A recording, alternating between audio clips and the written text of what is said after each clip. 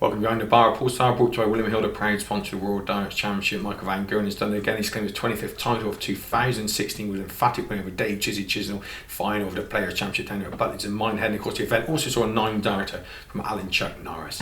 Beginning of the week, of course, for the launch of the 2017 William Hill World Darts Championship and the draw, of course, Tungsten Tells were there. First of all, we called up with the Chief Executive of the PDC, Matt Porter, who told us everything is ready for this year and of course next year's event, apart from one thing even a PDC are not in total control over. Okay, I'm here with Matt Porter, CEO of the PDC. Welcome, Matt. Thank you, Rob. So we're together again another year, getting ready for the World Championships at Alexandra Palace. So what's it been like? Well, it's been a busy year. I mean, a record-breaking year for us in terms of the amount of events we've put on, the amount of prize money we've paid, the number of people who've been in to watch the events and have seen them on TV. So we're looking forward to our biggest ever World Championship, and it will be a brilliant couple of weeks. Every year it's bigger and better than the previous year. Every year it's got more coverage. It's the place to be. Is there anything special this year as over previous years? Look, I just think generally the product it improves organically year on year. You know, the players get better, the averages are higher, the crowds are so enthusiastic and they buy into the whole concept of the atmosphere and the sport so much. And we've got a few little things up our sleeve which you'll have to wait and see. But look, overall we'll be delivering the same top quality product that we like to deliver as often as we can. So in previous years we've had the most amazing time there, and this year will be no different, I'm sure, to previous years.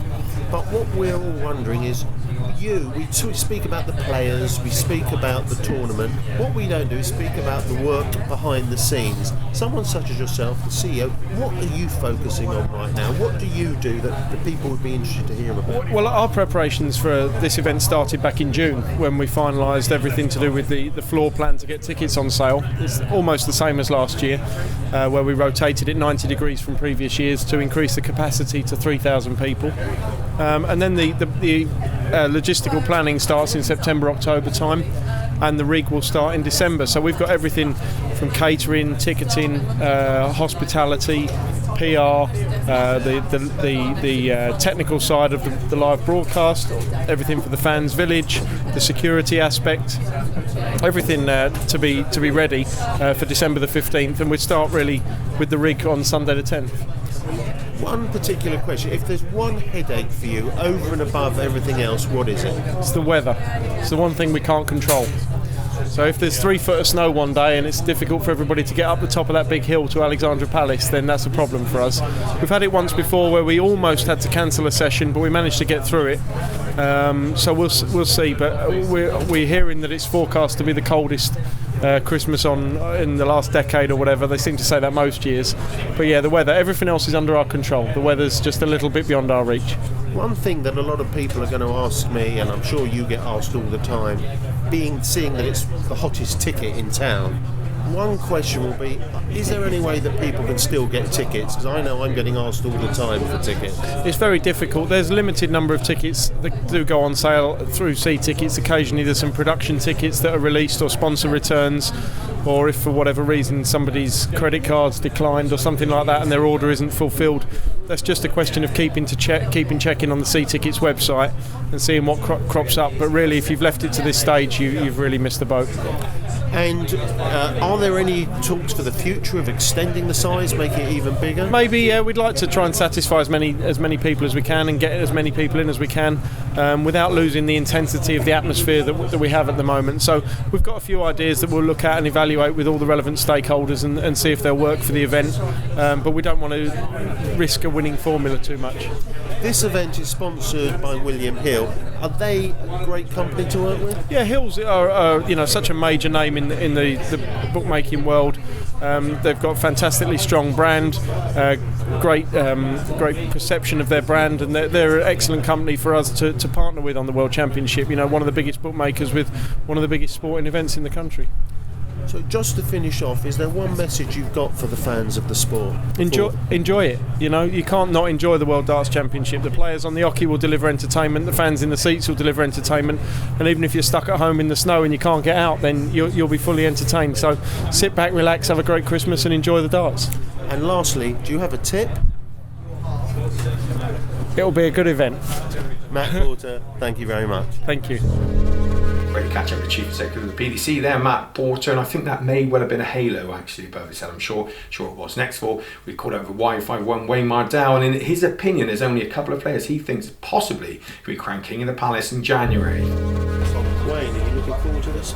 I am, yeah. Say what we like about all the other tournaments, the match play, the Premier League. Yes, they're prestigious, but this is the one. This is the one where the players come off stage and they're either jumping around like lunatics because they won, or they're crying slumped over a loved one. But look, this is the one for me. So ahead of all the tournaments, we've just had a great Players' Championship in Minehead, but this one stands out by a long way for you. This is the one that everyone wants to win. Yeah, it is. It's what you're remembered for. Keith Deller has won a world title back in '83. We still mention that. We still go on about that. That's how you become remembered, by winning the biggest tournament of all, and this is it.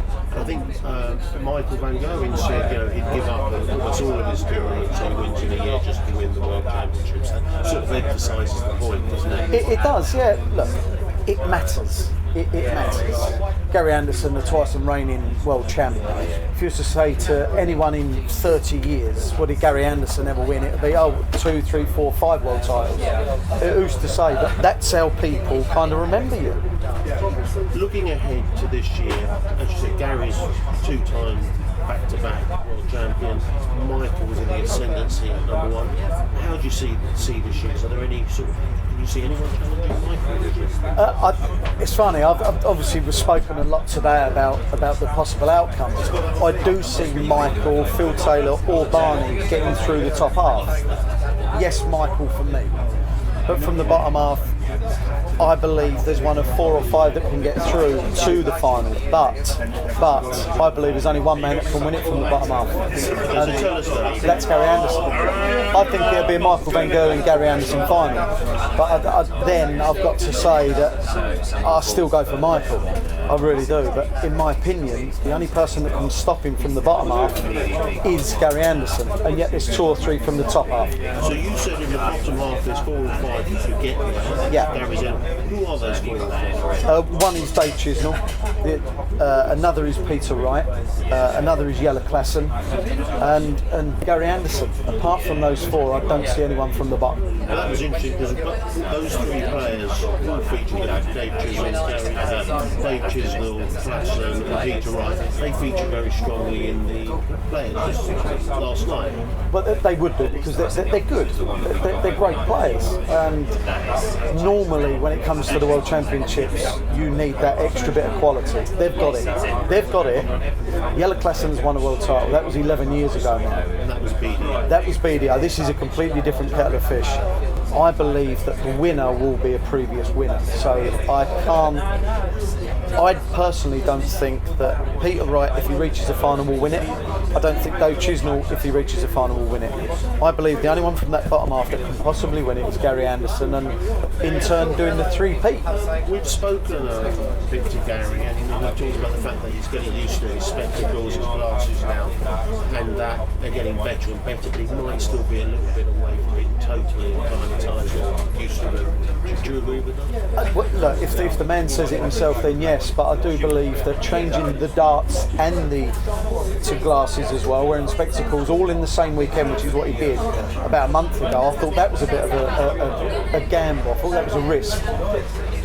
He's already said today that he's going to ditch the new darts and go back to what he knows. So I don't see anything holding him back. The glasses, no, he needs them to see. I've really kind of let that ship sail. That's gone now. That's gone. The glass is not an issue for me. It's the darts. And you talk very well about how you see it. If you had to put your hand on a couple of outsiders worth of time, who would you think are the guys out there people should take a look at? Jelle Klassen definitely, because like I said, I think he can reach the final. So therefore, at 50 to 1, I think is a good price.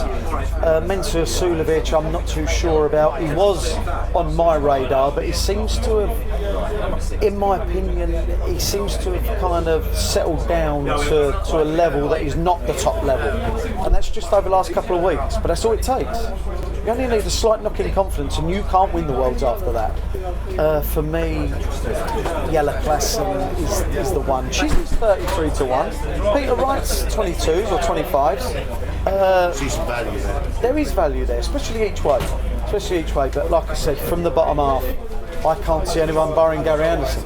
And any youngsters people should look out for? Because even Yellow is considered one of the young ones. He's not so young now, is he? No, he's not. Look, Adrian Lewis is only 32, 33. So is James Wade. These are young men that, in darting terms, have been around for decades. I don't see a Michael Smith progressing like we thought he would do last year.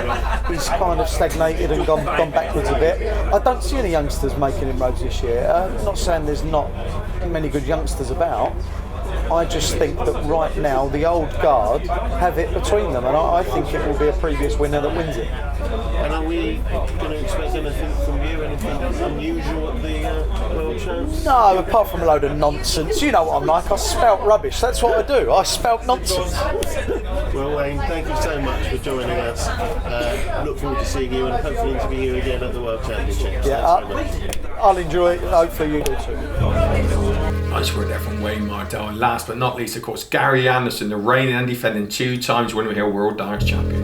Ahead of yet another tournament taking place in a few weeks' time. So how's the preparation? Yeah, it's been ups and downs, you know. It's started off with the World this beginning of this year.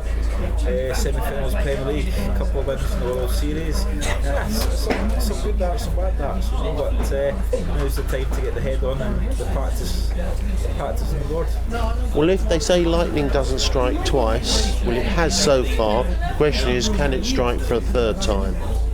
I'll be giving it a go, you know, especially with the boys Tippett and Gelvin, you know, it's I'm going to give them all, you know, if it's to be, it's to be, if it's not to be, it's not to be, but I'm going to be, I'm not going to put myself under pressure. It's just the two, it's just from 3 and 4, we haven't won the first ones yet. And if it's never to happen again, so be it, but definitely not going to get easy.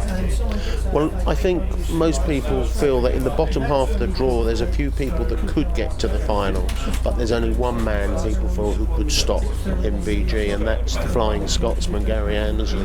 Do you have any strategy in preparation for this tournament? You know, if we get to the final against Michael, just play him, you know, but it's the same with the boys, it's getting so hard now with the talent coming through. You know, everyone coming up thinks he can win it, you know, so that shows you how the players think nowadays. So it's going to be hard, for Michael as well. I mean, Michael on paper, hands down favourite, we can't disagree with, you know, I mean, he is the superior that player than now, you know, but see last year, Barney turned him over 4-2, you know, and Barney could do it again this year, maybe less, you know, it's so hard now, you know, it's a lot of pressure on Michael.